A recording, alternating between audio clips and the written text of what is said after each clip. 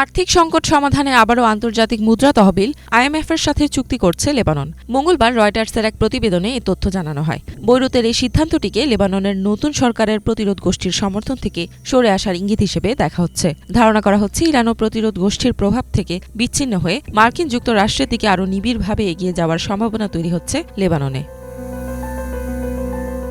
সোমবার ইরানের সাথে বিমান চলাচল স্থগিত করার ঘোষণা দেয় লেবানন সরকার। এর আগে ইসরায়েল হুমকি দেয় তারা ইরানের ফ্লাইটগুলো গুলি করে নামাতে পারে। ইসরায়েলের অভিযোগ, ইরান এসব ফ্লাইটে প্রতিরোধ গোষ্ঠীকে গোলাবারুদ সরবরাহ করছে। গত শনিবার এই সিদ্ধান্তের বিরুদ্ধে প্রতিরোধ গোষ্ঠীর সমর্থকরা প্রতিবাদ জানালে তাদের উপর কাঁদানে গ্যাস নিক্ষেপ করে লেবাননের সেনাবাহিনী। এদিকে শান্তিরক্ষা বাহিনীর একটি কনভয় বৈরুতের বিমানবন্দরের দিকে যাওয়ার সময় আক্রমণের শিকার হয়েছে বলে জানায় জাতিসংঘ।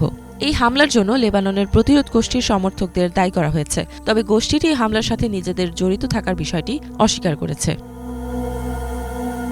2022 সালে আইএমএফের সাথে একটি খসড়া চুক্তিতে স্বাক্ষর করে লেবানন, যদিও তহবিল পেতে প্রয়োজনীয় সংস্কারগুলো করা সম্ভব হয়নি।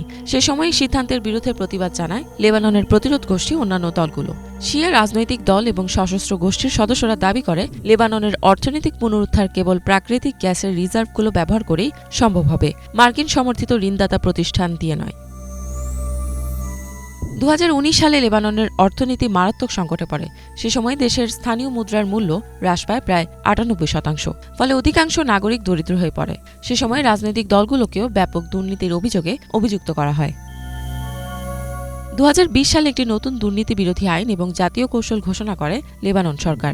যদিও ট্রান্সপারেন্সি ইন্টারন্যাশনালের দুর্নীতি উপলব্ধি সূচকে 180টি দেশের মধ্যে 154তম অবস্থানে রয়েছে লেবানন। লেবাননের ব্যাংকিং খাতও প্রায় ধ্বংস হয়ে যায়, যা সাবেক কেন্দ্রীয় ব্যাংক গভর্নর রিয়াদ সালামে পরিচালনা করছিলেন, যদিও তিনি প্রতিরোধ গোষ্ঠীর সাথে সম্পর্কিত ছিলেন না।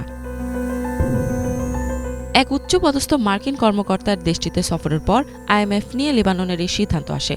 মাসের প্রথম দিকে বৈরুতে লেবাননের প্রেসিডেন্ট জোসেফ আউনের সাথে বৈঠকের পর US deputy special envoy for the Middle East Morgan Ortagus বলেন, ইসরায়েল প্রতিরোধ গোষ্ঠীকে পরাস্ত করেছে এবং তারা ইসরায়েলের প্রতি তাদের কৃতজ্ঞতা জানায়।